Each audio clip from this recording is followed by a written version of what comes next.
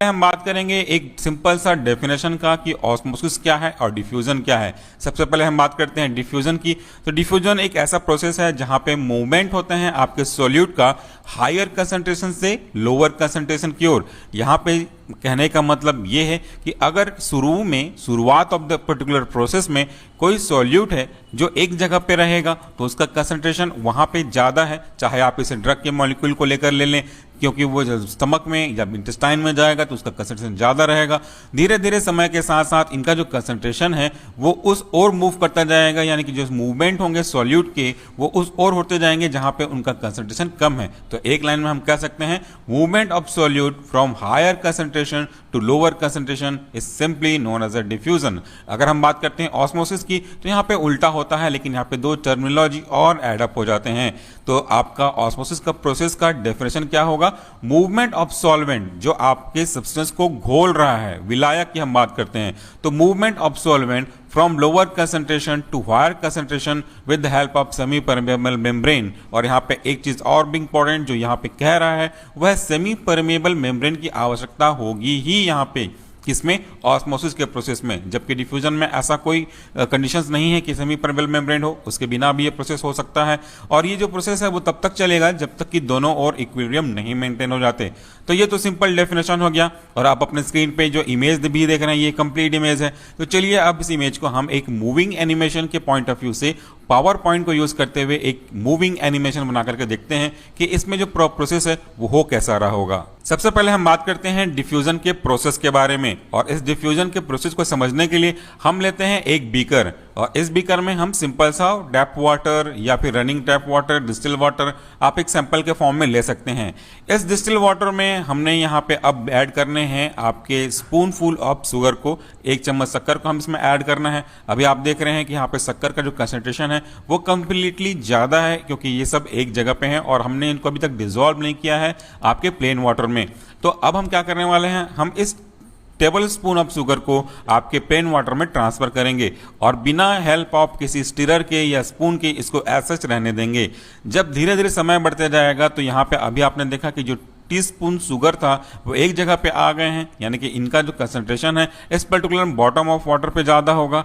समय के साथ साथ ये जो आपके टीस्पून शुगर के मॉलिक्यूल हैं वो कुछ इस तरह से डिस्पर्स होना शुरू होंगे, यानी कि वो मूव करेंगे टुवर्ड्स द लोअर कंसंट्रेशन। और यही तो कारण है कि जब हम शक्कर को पानी में रखते हैं तो कुछ देर बाद जो पूरा का पूरा पानी है उसमें एक मीठापन स्वाद आने लग जाता है। अगर ऐसा नहीं होता तो शुगर के जो मॉलिक्यूल हैं वो एक जगह पे रहते। तो ये जो कॉन्सेप्ट है वो हमें ये बता रहा है कि डिफ्यूजन के केस में जो मूवमेंट ऑफ मॉलिक्यूल्स हैं वो हायर कंसंट्रेशन से लोअर कंसंट्रेशन की ओर हो रहा है।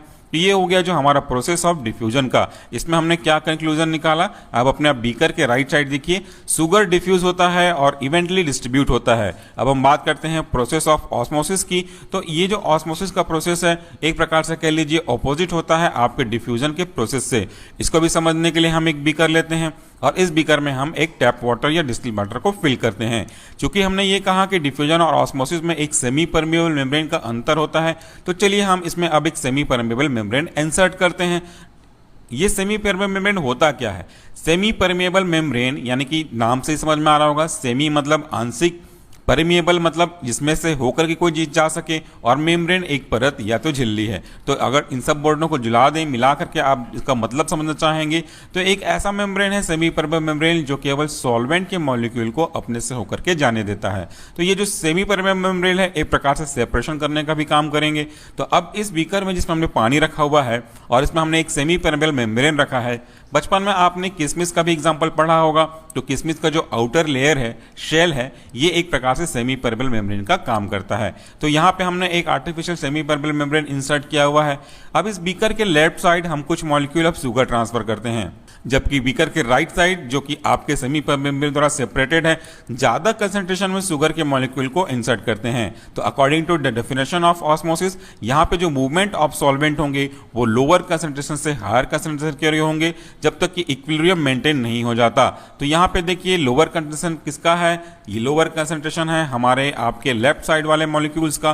तो ये जो लेफ्ट साइड वाले मॉलिक्यूल हैं वो अब आपके सेमी परमेबल मेम्ब्रेन के थ्रू जो सॉल्वेंट है वाटर के वो मूव करते हुए आपके राइट साइड साइड मूव करेंगे। तो कुछ इस तरीके से इनको समझा जा सकता है। अगर हम इनके बारे में बात करेंगे किन चीज़ों को डिनोट करते हैं, तो अभी आप जो देख रहे हैं ये है शुगर मॉलिक्यूल, और इस तरह के जो मॉलिक्यूल आप देख रहे हैं ये है वाटर मॉलिक्यूल। तो अब हम बात करते हैं इनके अगले के स्टेप में। अगला जो स्टेप है वो आप देख सकते हैं एरो के इस तरफ। तो अगला स्टेप में सेम टू सेम प्रोसेस यहाँ पे है। अब यहाँ पे क्या होने वाले हैं, अब यहाँ पे मूवमेंट ऑफ सॉल्वेंट मॉलिक्यूल होने वाला है। तो इस तरह से वाटर मॉलिक्यूल मूव कर रहा है राइट साइड में। तो आप पाएंगे कि यहाँ पे जो लेवल ऑफ वाटर का है थोड़ा सा फ्लक्चुएट होगा, जो अभी फिलहाल आंशिक रूप से आपको दिखाई नहीं दे रहा है, लेकिन आपको यहाँ पे कुछ एनिमेशन होते हुए दिखाई दे रहे हैं। इसका मतलब ये है कि जो वाटर के मॉलिक्यूल हैं टुवर्ड्स लेफ्ट टू राइट की ओर मूव कर रहे हैं। तो इस तरह से जो वाटर का मॉलिक्यूल है वो फ्लक्चुएट हो रहा है। अब हमारे जब तक प्रोसेस चलते रहेंगे वाटर के मॉलिक्यूल का जो मूवमेंट है वो आपके लोअर कंसंट्रेशन से हायर कंसंट्रेशन की ओर होता जाएगा, क्योंकि उनके कंसंट्रेशन को हमको बैलेंस करना है दोनों तरफ का। तो कुछ देर बाद जब ये प्रोसेस चलता रहेगा तो आप पाएंगे कि वाटर का जो लेवल है वो इंक्रीज हो जाएगा। ये चीज़ों को आप दोबारा देख लें, ये वाटर का लेवल क्यों इंक्रीज हो रहा है, ये वाटर का लेवल इंक्रीज इसलिए हो रहा है क्योंकि जो लेफ्ट साइड के वाटर मॉलिक्यूल थे इनका जो कंसंट्रेशन था वो आपके राइट साइड के मॉलिक्यूल की कंसंट्रेशन से कम था। इसलिए इनको बैलेंस करने के लिए, इनको डाइल्यूट करने के लिए हमारे जो लेफ्ट साइड के वाटर मॉलिक्यूल थे वो मूव कर रहे थे right side with help of semi permeable membrane. तो इसके कारण से आप कुछ देर में देख पाएंगे कि जो राइट साइड का वाटर लेवल था वो आपको इंक्रीज होता हुआ दिखाई देगा।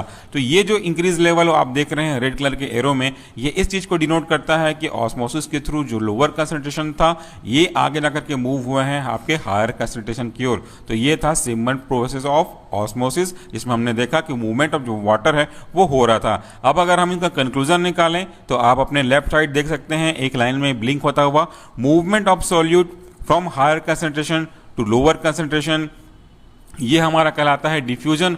अब मूवमेंट ऑफ सॉल्वेंट, यहाँ पे दोनों चीजों में अंतर है, movement of solvent from lower concentration to higher concentration is simply known as the osmosis. तो इस तरीके से आज के इस पावर पॉइंट एनिमेशन वीडियो में, मोशन वाले वीडियो में हमने देखा क्या डिफरेंस हो सकता है एक ऑस्मोसिस और डिफ्यूजन में।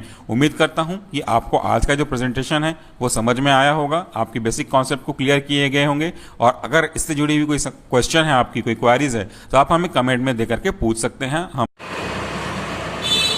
देखिए, अब आप लोग जो कि कक्षा द्वादश में आज हमारे साथ मतलब राधा कृष्णन इंस्टीट्यूट के साथ इस वीडियो को देखने जा रहे हैं, जिसमें अभी अभी आपको एक एनिमेशन वीडियो दिखाई गई है। उसमें आपने ओस्मोसिस और डिफ्यूजन को पढ़ा है, उस प्रोसेस को देखा है। ठीक है जी, तो चलिए आज हम अजय सैनी आपको लेकर चलते हैं परासरण और विसरण मतलब ओस्मोसिस और डिफ्यूजन की ओर।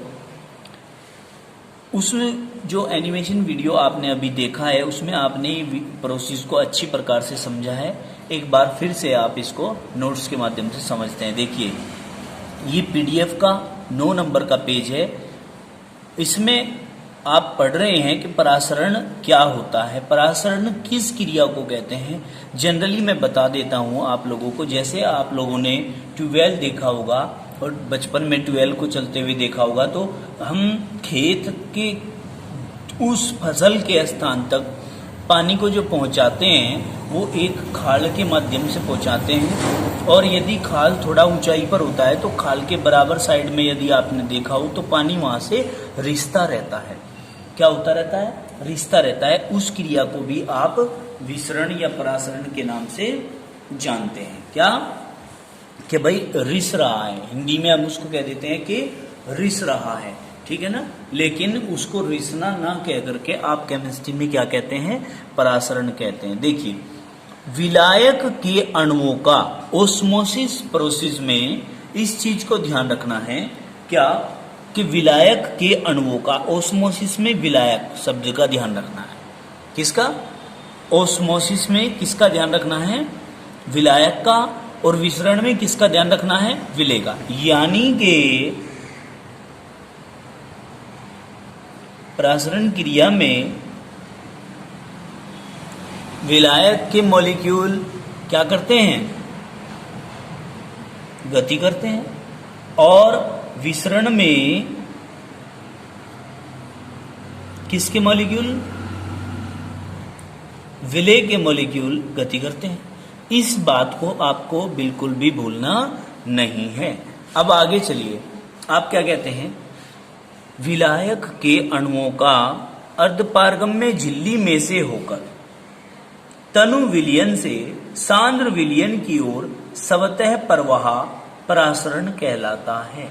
क्या कहा भाई, विलायक के अणुओं का अर्धपारगम्य झिल्ली में से होकर के तनु विलयन से सांद्र विलयन की ओर स्वतः प्रवाह क्या कहलाता है, परासरण कहलाता है।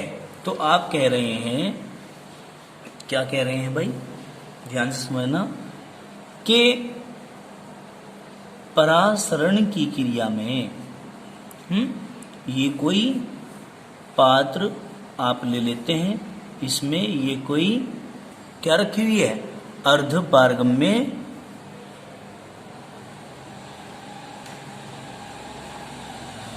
बताइए झिल्ली होती है, जिसको हम सेमी परमिएबल मेम्ब्रेन कहते हैं। इस अर्धपारगम्य झिल्ली में को तनु विलयन से सांद्र विलयन की ओर क्या जी, विलायक के कणों का इस ओर चलना, गमन करना, सांद्र विलयन की ओर क्या करना, गति करना या प्रवाह करना ही क्या कहलाता है, परासरण कहलाता है। इसमें तनु विलयन से सांद्र विलयन की ओर विलायक के कण चलते हैं, किसकी हेल्प से, अर्धपारगम्य झिल्ली की हेल्प से। समझ में आई बात, अर्थात परासरण की क्रिया में अर्धपारगम्य झिल्ली का होना क्या होता है, अति आवश्यक होता है। मतलब परासरण की क्रिया अर्धपारगम्य झिल्ली से होगी। ठीक है जी, कोई दिक्कत तो नहीं है। यानी कि यहां पर semi permeable membrane important role play करती है। क्या करती है, इंपॉर्टेंट रोल प्ले करती है, किसमें, ऑस्मोसिस प्रोसेस में। समझ में आई बात। अब आप कह सकते हैं, if we don't have take semi permeable membrane, the osmosis process is not, बताओ, is not, नहीं पता, नहीं पता, शो नहीं हो पाने का, ठीक है ना, is not so, and this process is not, बताओ भाई, this process is not proceed नहीं हो पाने का ये प्रोसेस। कब, यदि आप सेमी परमिएबल मेम्ब्रेन को नहीं लोगे। क्लियर, आगे चलते हैं। आपने देखा होगा एग्जाम्पल के माध्यम से कि किशमिश का हलवे में फूल जाना, ये एग्जाम्पल किसका है, ये परासरण की क्रिया का ही तो है। तो किशमिश की जो सतह होती है, आउटर कवरिंग होती है, वो क्या होती है, वो सेमी परमिएबल मेम्ब्रेन होती है। ठीक है, और नमक के घोल में अंगूर का पिचक जाना, तो नमक के घोल में अंगूर को डालते हैं तो वो क्या हो जाता है, पिचक जाता है। देखिए यहाँ ये किशमिश है, ये अंगूर है, क्या है, अंगूर है ये। ठीक है, ये जो इसकी सतह है, ये आउटर कवरिंग है, ये क्या है बताओ, अर्ध पारगम्य झिल्ली। समझ में आई बात। तो बाहर क्या है, चारों तरफ ये क्या भरा हुआ है, यहाँ ये नमक भरा हुआ है। समझ में आई बात। और ये क्या है भाई, बताइए, ये नमक है या किशमिश है, ये अंगूर है ना।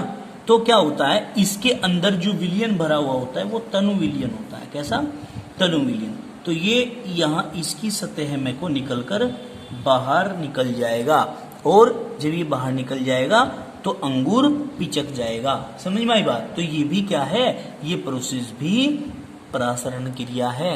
समझ में आई बात? कोई दिक्कत तो नहीं है? अब देखो, ये देखो, परासरण की क्रिया तब तक चलती रहती है जब तक दोनों विलयनों की सांद्रता समान नहीं हो जाती। मतलब तब तक प्रोसेस चलता रहेगा, तब तक दोनों तरफ साम्य उत्पन्न न हो जाए। क्लियर होगी बात? अब देखिए आगे चलते हैं। अब आते हैं विसरण पर। किस पर? विसरण। विसरण क्या है? किसी विलय को, अब देखो विलय आ गया, इसमें विलय आ गया और अर्धपारगम्य झिल्ली का इसमें कहीं कोई जिक्र नहीं है, ठीक है ना। हमने कहा किसी विलय को विलायक में घोलने पर विलय कणों का अधिक सांद्रता से कम सांद्रता की ओर स्वतः गति करके समांगी विलयन बना लेना। ठीक है, क्या कहा भाई? किसकी बात कर रहे हैं? दूसरे रंग का पेन नहीं है क्या आपके पास? विसरण, जिसको क्या कहते हो? डिफ्यूजन। इसमें क्या होता है? किसका? विलय के कणों का। क्या भाई बताओ? अधिक से कम सांद्रता, अधिक सांद्रता से किसकी ओर? कम सांद्रता, कम सांद्रता की ओर गति कर गति करना। ये स्वतः गति होती रहती है, ठीक है जी। और क्या बन जाता है? गति करना और समांगी विलयन बना लेना। यही प्रक्रिया क्या है? यही प्रक्रिया विसरण है। समझ में आ गई बात? इस प्रक्रिया को क्या कहते हैं? विसरण कहते हैं। आई नहीं समझ में रेनू बहन जी? कोई दिक्कत है? आगे चलिए, देखो समांगी विलयन बनाने का एक सीधा साधा सा एग्जाम्पल हम आप लोगों को देते हैं। आप क्या करिए, एक कांच का एक बीकर लीजिए, कांच के इस बीकर में आप लोग वाटर को भर लीजिए और वाटर को भरने के बाद उसमें कोई रंग का टुकड़ा डाल दीजिए। जैसे छोटे बच्चों के रंग की वो गिट्टी नहीं आया करती, उसको डाल दीजिए। तो कुछ समय के बाद क्या होगा? कुछ समय के बाद वीडियो में भी आपने एनिमेशन वीडियो जो अभी देखी थी उसमें भी देखा था कि वो जो रंग का जो पार्टिकल्स है वो पूरे सॉल्यूशन के अंदर, पूरे वाटर के अंदर फैलता चला जाएगा और पूरे वाटर को कैसा कर देगा? वो रंगीन कर देगा, कलरफुल कर देगा। तो इसने कहा रंग का एक टुकड़ा जल में डाल देने पर रंग के टुकड़े से रंगीन तरंगे शेष जल की ओर चलने लगती हैं। क्या भाई? रंगीन तरंगे शेष जल की ओर गति करने लगती हैं और थोड़ी देर में विलयन रंगीन हो जाता है। विलयन क्या हो जाता है? रंगीन। इसका मतलब विसरण की क्रिया में जो रंग है, रंग यानी कि रंग का टुकड़ा है, जो विलय है, वो गति करता है। कहाँ? पूरे विलयन में। तो इसलिए पूरा विलयन कैसा हो जाता है? रंगीन। कैसा? रंगीन हो जाता है। समझ में आई इतनी बात? कोई दिक्कत तो नहीं है? अब आगे चलते हैं हम।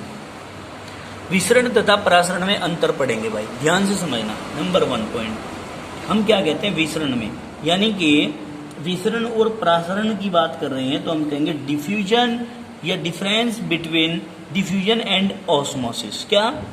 Difference between diffusion and osmosis. देखिए ये गलत लिख रहा है, ओ बनेगा OSMOSIS, ऑस्मोसिस। ठीक है, देखिए इधर विसरण बना लिया, इधर परासरण, पार्टीशन कर दिया। पार्टीशन करने के बाद नंबर 1 पॉइंट में क्या कहेंगे? विसरण के अंदर क्या कहेंगे? हमने अभी क्या बात बताई है? विसरण के अंदर विलय के कण गति करते हैं। तो देखिए विलय के अणु या कण विलायक के गतिशील अणुओं के कारण अधिक सांद्रता से कम सांद्रता की ओर स्वतः प्रवाह दिखाते हैं। विलय के अणु दिखाते हैं, प्रवाह किसकी सहायता से? विलायक के गतिशील अणुओं के कारण। मतलब कहने का यह है कि विलयन के अंदर जो गति करते हैं वो विलायक के कण करते हैं, विलय के नहीं करते। विलय के कणों को गति कराता है इस प्रक्रिया में। कौन कराता है? विलायक। समझ में नहीं आई बात? आई नहीं समझ में? आई बात भाई? समझ में आई है आर्यन भैया जी? विसरण के अंदर जो गति करता है वो कौन गति करता है? विलायक के कण गति करते हैं और ये जो विलय के कण हैं ये उनके साथ में चलते हैं।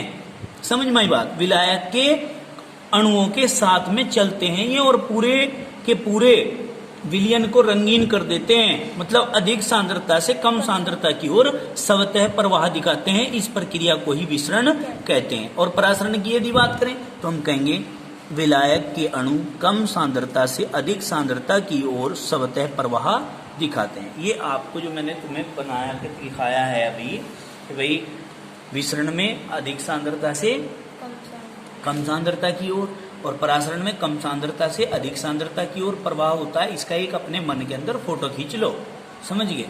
अब आगे देखो, विसरण के अंदर नंबर 2, इस क्रिया में अर्धपारगम्य झिल्ली की आवश्यकता नहीं होती है, जबकि परासरण में it is very essential for this process. इस प्रोसेस में परासरण की क्रिया में सेमी परमिएबल मेम्ब्रेन की आवश्यकता 101% होती है, समझ गए। अब आगे देखो, अगर ये नहीं होगी तो ये प्रोसेस हो जाएगा क्या, ये प्रोसेस नहीं होगा। अब आगे देखिए नेक्स्ट पॉइंट, विसरण में विलेय के अणुओं की गति अधिक सांद्रता से कम सांद्रता की ओर होती है। देखिए बात आगे नहीं, विलेय के अणुओं की गति, जबकि आपको पता है कि विलेय के अणु गति नहीं करते। गति कौन करता है, विलायक के अणु, वो ही तो लेके चलते हैं इन्हें अपने साथ। लेकिन कहा जाएगा, कहने में तो कोई टैक्स नहीं लग रहा, परिभाषा तो किसी ना किसी तरह देनी पड़ेगी। तो हम क्या कहेंगे, विसरण में विलेय के अणुओं की गति अधिक सांद्रता से कम सांद्रता की ओर होती है, और परासरण में विलायक के, देखो यहाँ विलेय कह दिया, यहाँ पर विलायक, मतलब यहाँ पर विलेय गति कर रहा है, यहाँ पे विलायक गति कर रहे हैं। तो हम क्या कहेंगे, परासरण में विलायक के अणु दोनों ओर प्रवाहित होकर परासरण का कुल प्रवाह एक ओर दर्शाते हैं। अर्थात कहने का मतलब ये है कि जब तक परासरण की क्रिया होती रहेगी, जब तक दोनों ओर साम्य स्थापित नहीं हो जाता। ठीक है, आगे चलते हैं भाई, आगे चलिए। अब पॉइंट आता है सेमी परमिएबल मेम्ब्रेन, अर्धपारगम्य झिल्ली किसे कहते हैं, ये पढ़ना है। ठीक है, देखो भाई, अर्धपारगम्य झिल्ली सेमी परमिएबल मेम्ब्रेन क्या कहेंगे, में झिल्लियां जिनमें से केवल विलायक के अणु आर पार निकल जाते हैं, परंतु विलेय के कण आर पार नहीं हो पाते, या विलेय के अणु आर पार नहीं हो पाते, अर्धपारगम्य झिल्ली कहलाती है, सेमी परमिएबल मेम्ब्रेन कहलाती है। आगे सुनिए, हम क्या कहेंगे, विच मेम्ब्रेन्स ओनली क्या transfer solvent molecule not solute molecule is called semi permeable membrane। उसी को हम क्या कह देते हैं भाई, सेमी परमिएबल मेम्ब्रेन कह देते हैं। सुनिए ध्यान से सुनिए, में झिल्लियां जिनमें से केवल विलायक के अणु या कण आर पार हो जाएंगे, परंतु विलेय के अणु आर पार नहीं होंगे, अर्धपारगम्य झिल्ली कहलाएगी। ठीक है, फॉर एग्जाम्पल में क्या कहेंगे, अंडे की झिल्ली, कोसा झिल्ली, या Cu2 एपीसीएन का होल 6, कॉपर फेरो साइनाइड की झिल्ली। अब देखिए Cu2 एपीसीएन का होल 6 की झिल्ली श्रेष्ठतम अर्धपारगम्य झिल्ली है, सबसे अच्छी अर्धपारगम्य झिल्ली है ये। क्यों, what is the reason of this, आप क्या कहेंगे कि भाई Cu2 एपीसीएन का होल 6 की जो झिल्ली है वो सबसे श्रेष्ठतम झिल्ली आपने बताई है। क्यों, क्या कारण है, कुछ तो कारण होगा।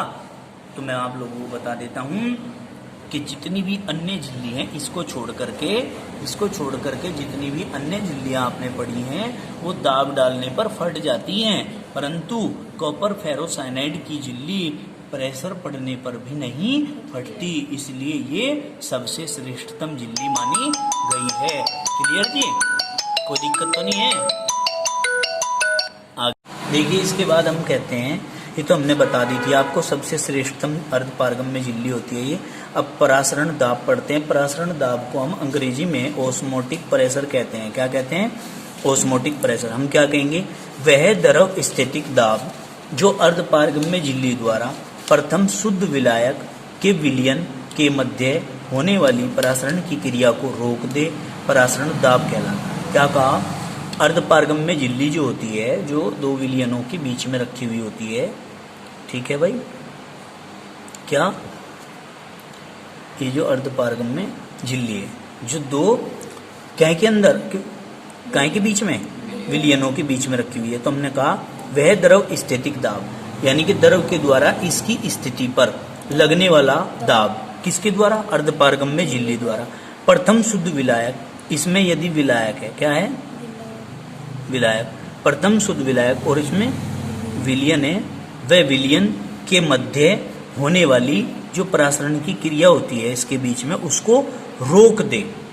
वह दाब जो, क्या कहा भाई, जो अर्धपारगम्य झिल्ली के द्वारा प्रथम शुद्ध विलायक व विलयन के बीच में होने वाली परासरण की क्रिया को रोक देता है, परासरण दाब कहलाता है।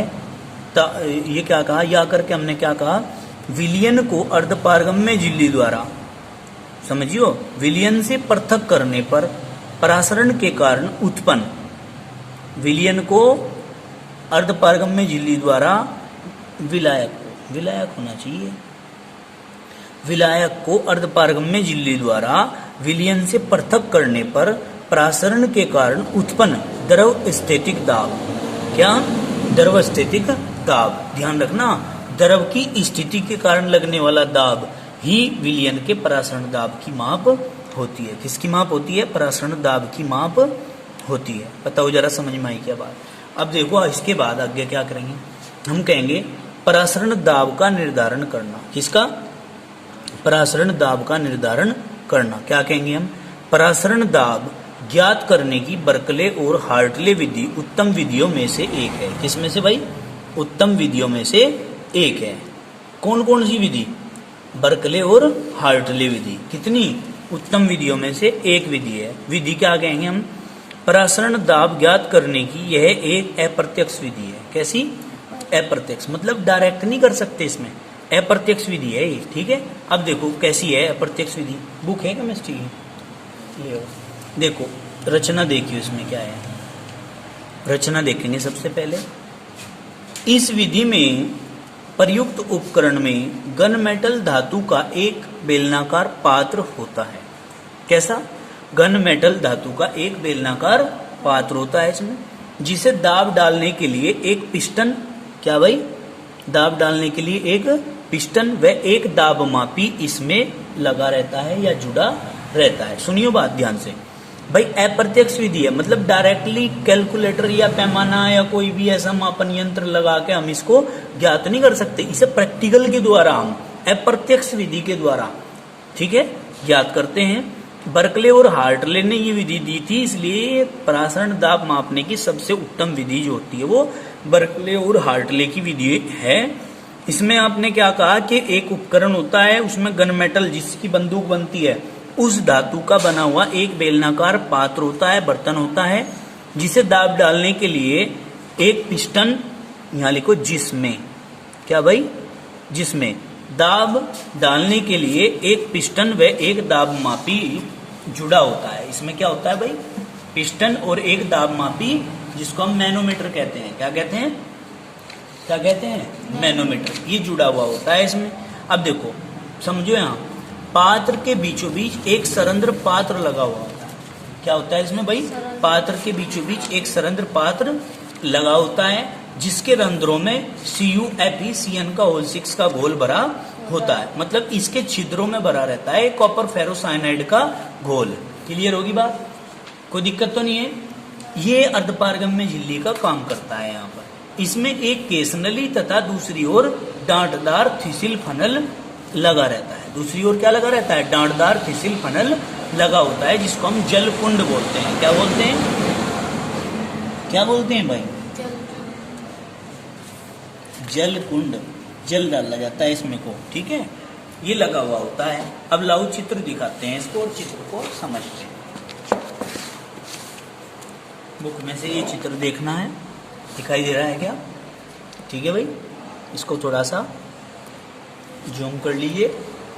ये देखिए, देखो ये एक गनमेटल धातु का एक पात्र है, इसमें एक तरफ केसनली, क्या, केसनली मतलब कैपिलरी ट्यूब, और दूसरी तरफ वाटर रिजर्वायर मतलब जलकुंड भरा हुआ लगा हुआ होता है। ये देखो ऐसे स्ट्रक्चर में लगा हुआ होता है। ऊपर के साइड से इसमें एक पिस्टन लगा हुआ होता है, ठीक है, और इस पिस्टन के बराबर में एक दाब मापी यानी कि प्रेशर गेज लगा हुआ होता है, जिससे दाब मापते हैं। इससे क्या करते हैं, हम दाब मापते हैं, ठीक है, कोई दिक्कत तो नहीं है।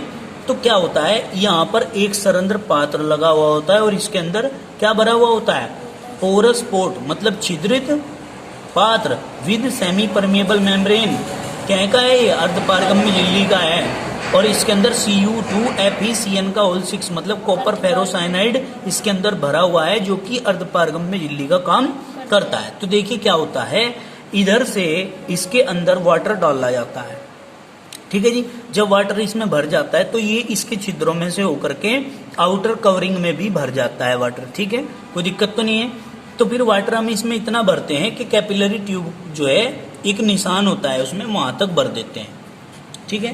क्या होता है, वहां तक हम इसमें वाटर भर देते हैं, ठीक है। कुछ समय के लिए छोड़ देते हैं, वो हम प्रक्रिया पढ़ेंगे इसकी क्रिया विधि में, ठीक है।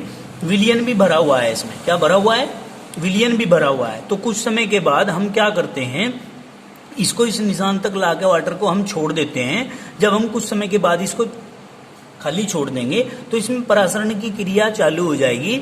आगे समझ में क्या हो जाएगी, परासरण की क्रिया चालू हो जाएगी। तो ये जो यहाँ पर लेवल है ये धीरे धीरे नीचे गिरना शुरू हो जाता है, और नीचे गिर के एक कंडीशन ऐसी आएगी कि वहां पर रुक जाएगा। सपोज दैट कि यहाँ पर आकर के क्या हो जाता है भाई, रुक जाता है। क्या हो जाता है, रुक जाता है। तो फिर क्या करते हैं, हम इस पिस्टन की सहायता से इस पर इतना दाब डालते हैं कि ये प्रेशर जो है यहाँ से यहाँ पहुंच जाए। जैसे ही ये यहाँ से यहाँ पहुंचेगा उसी टाइम हम जो है यहाँ पर प्रेशर चेक कर लेंगे, ठीक है। समझ में आ गई बात, जितना भी प्रेशर यहाँ आते समय हो जाता है वही इसका परासरण दाब कहलाता है। समझ में आई बात, कोई दिक्कत तो नहीं है, क्लियर हो गया ना। अब हम इसको क्रिया विधि के माध्यम से पढ़ते हैं। क्रिया विधि कैसे पढ़ेंगे, देखिए ध्यान से, ये देखिए भाई, कार्य विधि, सिस्टम को सही करते हैं। एक कार्य विधि पढ़नी है हमें। सभी आचार्य गणों का धन्यवाद, सभी आचार्यगण खूब मेहनत से काम करा रहे हैं। सभी आचार्यगण पूर्णतया से कार्य कराकर बच्चों को भेज रहे हैं, उनका बार बार हार्दिक धन्यवाद करता हूं मैं। वो कंधे से कंधा मिलाकर चल रहे हैं अपने अपने सब्जेक्ट को लेकर के।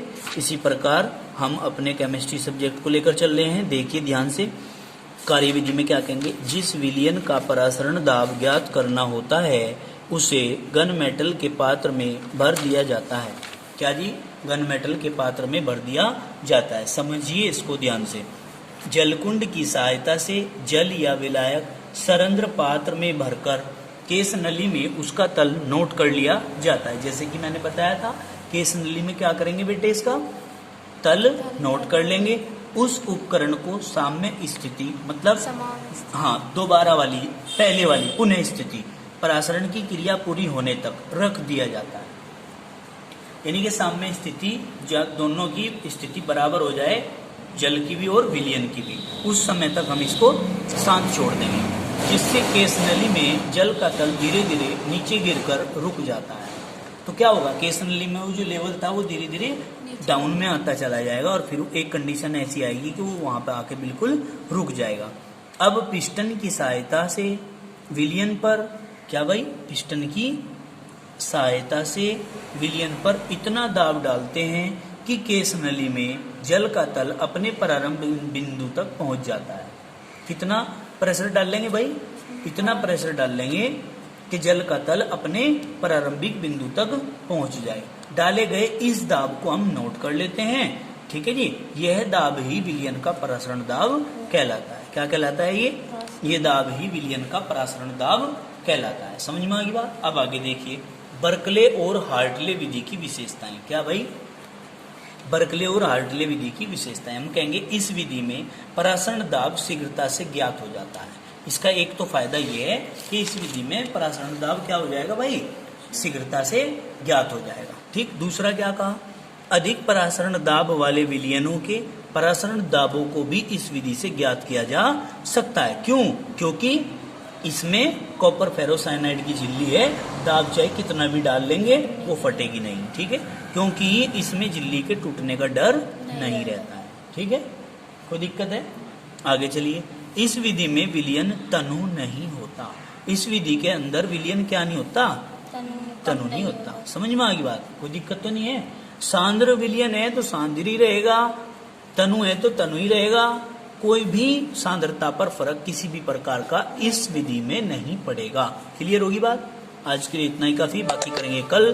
धन्यवाद। आप लोग बने रहिए हमारे इस चैनल के साथ में, राधाकृष्णन इंस्टीट्यूट में राधाकृष्णन केमिस्ट्री क्लासेस के साथ। चैनल को सब्सक्राइब करिए, लाइक करिए और बेल आइकन का बटन दबाइए। धन्यवाद।